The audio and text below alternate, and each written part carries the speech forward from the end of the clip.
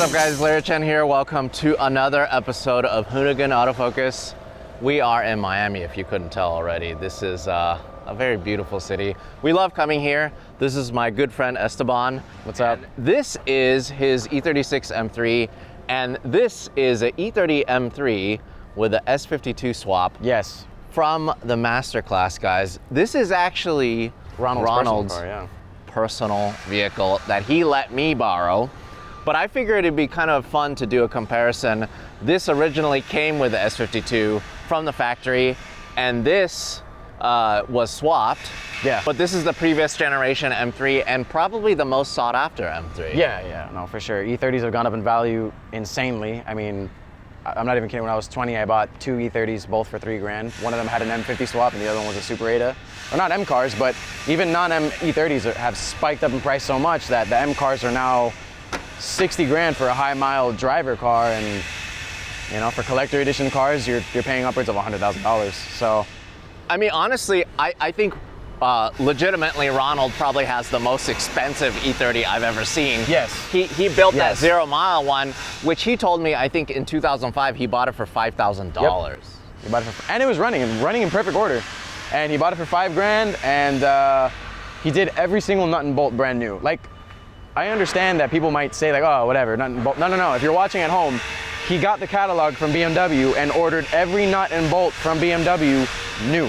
And that orange car and this red car have the two final BMW OEM black E30 M3 carpets available. So when he ordered them, they were no longer available. So that's his fault. So whoever's looking for black carpets for E30s, factory OEM, I'm sorry, but he's the one that bought the last two for this car and for the orange one.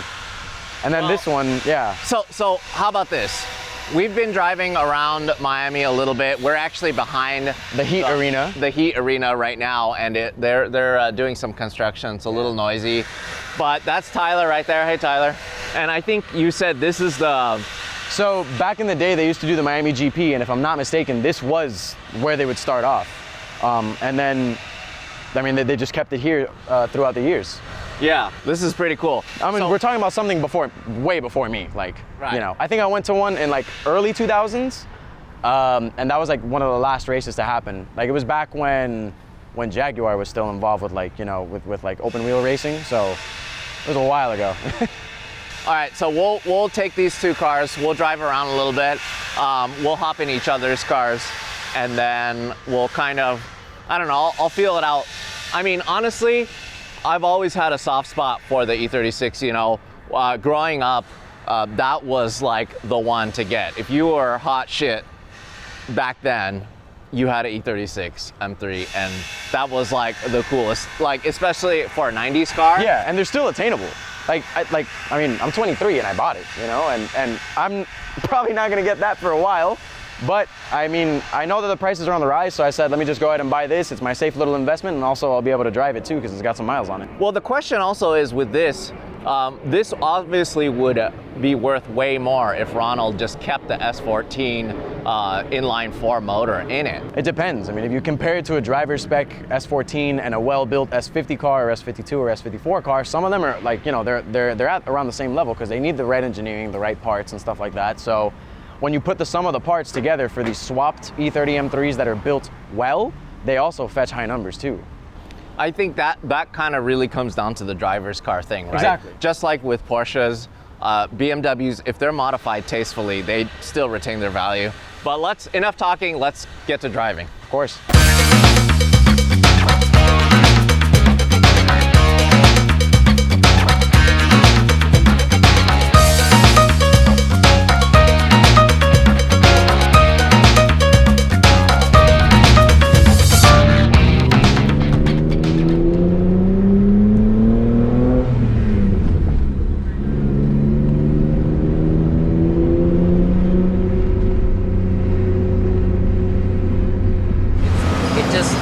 It just feels right. It feels light. The power is really nice. It sounds amazing. That's good. Fun to drive. This is the motor that should have come in this. Maybe. Well, okay, so we got the two cars here. We're driving them around, taking photos of them. People are freaking out, surprisingly. The crazy thing is they're actually kind of pedestrian cars. At least They are. These two were when they were brand new. It's funny, to the unassuming eye, when I bought my first E30, it wasn't an M, but my friend's dad said, he was like, is that a Lada? And I was like, no, but it's boxy just like it, but it's a way better car, obviously. And the E36 kind of blends in because at least the E30 has a lot of box flares, you know? The E36, the one thing about this platform that I've always said, even though I own it now, like, there's not much of a difference between the non-M and the M body styles. I mean, you just put M bumpers and skirts and mirrors on it on a non-M and you pretty much have an M. Well, but as far as these cars are concerned, the M version is definitely less pedestrian than a non-M. Because those cars are, yeah, they're very boxy and they're very, to the unassuming eye, they're very normal. So realistically, this being a swapped car, it may only have, what, 20 more horsepower, but way more torque. Has way more torque, and if I'm not mistaken, I think the S14 only puts out about, what, like 200 horsepower? Yeah, and then the S52 is around 240, if I'm not mistaken. So no, there's a good jump, and obviously being Ronald, this isn't stock. I mean, it's got, you know, I'm pretty sure it has an upgraded intake. Yeah, I think so it has let's check it out. pulleys. Let's check it out. Okay, so yeah, and Ronald, exhaust as well. So he's working on another car, so he let us take this car out in the meantime, and this is, by all means, like amazing car by itself. But he put his touches on it, so let's check this out here. So it's got an upgraded K&N intake, nothing crazy, but I'm pretty sure he did lightweight pulleys on it, and obviously header back exhaust is completely different. If not, it sits well, you know, and everything works. That's the crazy thing. thing. AC works, power steering works, everything is perfect. And then what's really cool is that he made it this engine, instead of using a 5-speed that comes with the E36 M3, he got an E46 6-speed. It was an SMG transmission that he converted to a 6-speed manual, which is relatively easy to do. So now you have a 6-speed transmission, which is a little bit closer ratio, if I'm not mistaken, and much better, much stronger, even though it doesn't put out a crazy amount of power that's going to break it. But it's also, you also have that 6th gear for the highway, which is nice. So I didn't even notice that. Like, I thought the top gear was 5th gear. I didn't even look at the shifter. Yeah, no, it's a 6-speed. Yeah, it's a 6-speed. Now I know. Yeah. But of course, driving around Miami, we were only 1st, 2nd, 3rd, pretty much, even on the highway. Yeah, I know. It's traffic's bad here, but this thing screams though. I mean, it's hard. It's hard not to bounce this one off the rev limiter just once or twice. Just because it's so much fun. It's so much fun. It sounds amazing. So, I guess that's the part that I'm so spoiled. I haven't actually driven a E30 M3 until now. Oh, really? And then, of course, this isn't even that much of an original one. It's my first one is one that's pretty modified. Do you know what brakes he put on this thing? Yeah, those are Willwood. If I'm not mistaken, there's 6-piston or 4-piston in the front, and then just the 2-piston in the rear. Which, either way, it's a huge upgrade from what the factory brakes were, and it's a 2-piece floating rotor setup too. So it looks really OEM, and it almost looks like what. If BMW made like an M3 GTR back then, it would have been maybe something like this. I don't know. Maybe something like that, or maybe more deep. They're still playing a lot around with the twin cam 6-cylinder that they had in the M6. So that swap would be really cool to see in one of these cars, especially because they had the Group 6 and the Group 4 CSLs that raced, and they were really well known.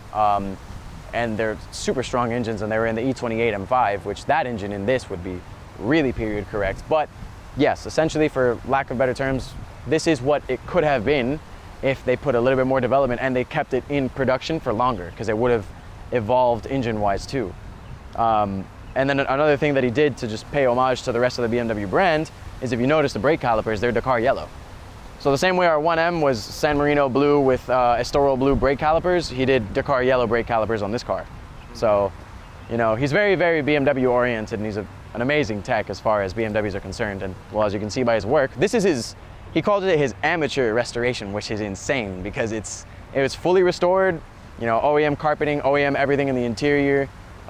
He put a brand new OEM windshield in it, if I'm not mistaken.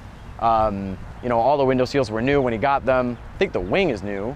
And then on top of that, he went ahead and made it an even better driver's car than it already was.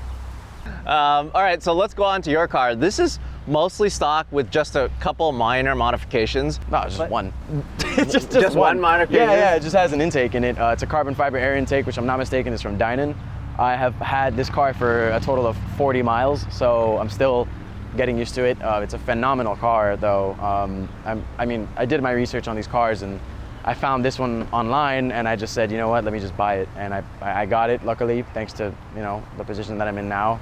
And I don't regret a single thing. I had a ZHP, and I did a video on the ZHP on my channel, and I said, oh, well, which one should you get, ZHP or an E36 M3? Because when you do it pound for pound and power, what is it called, power to weight ratio to power to weight ratio, they're very similar on paper.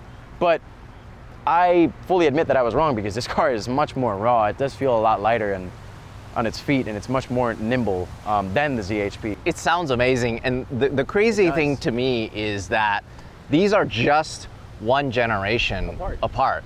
This is a 99 and that was a 91, I think, if I'm not mistaken. Yeah, so this is just the next generation. Yep. But unfortunately, like, these right now realistically are so unobtainable in terms of getting something in this condition. Yeah, which is why I got this, because I can't afford that. Yeah, but like the point is that you can essentially get that same driving feeling. You can get the an M3 for still in the teens. Yeah, I got it for low teens, and there's even cheaper ones. But I mean, people are like, oh, I can buy it for $5,000, and dude, you're gonna spend like $5,000 worth of parts and labor and time and stuff like that, just putting it back together to where it should be. Because these are also known for having garbage interiors. So I got lucky that I found a good interior too, which is what made me jump on the car mostly. I just bought it for the interior because I didn't want to put up with all the vinyl and all the stuff that you have to do with this car. But yes, these cars are obtainable, and it's crazy because, I mean, there's a good reason as to why they're obtainable. I mean, look at it compared to an E30. The E30 it's the M3. You think M3, you think the icon, you think God's chariot, which is this, you know? This was cool, but, you know, I feel shy parking next to an E30 because I don't even have box flares, I don't have anything. It's crazy. I do have to say, like, it blew me away. There's certain cars that just kind of scream Miami, right? I guess typically you wouldn't really think E30 is like a Miami car. No, it's pretty Miami. A red E30, a Hellrat E30 is a Miami car, you know. I have a friend of mine that has a henna car also, which is like, it's like a mixture of orange and red, and it's non-metallic, and it looks stellar. He has it on rotiforms also, and it's sick. I actually want to buy his wheels to put them on that. But when you talk about Miami cars, this is more of a Miami car than this. I mean, this is just a silver on black car. To the untrained eye, it's just, you know, it's just an old BMW. Well, that's probably why when I was driving around in this, people were stopping, people were yelling at me. Oh yeah, they're looking at you, not me. I couldn't believe it. They were like, probably like, get that silver POS out of the way so we could see this red thing. And I agree. I would get it out of the way. I would move it. It is incredible. Yeah. The Masterclass guys, Ronald, as always, killed it. We love featuring their cars. We're gonna feature some more of their cars here in Miami before we wrap.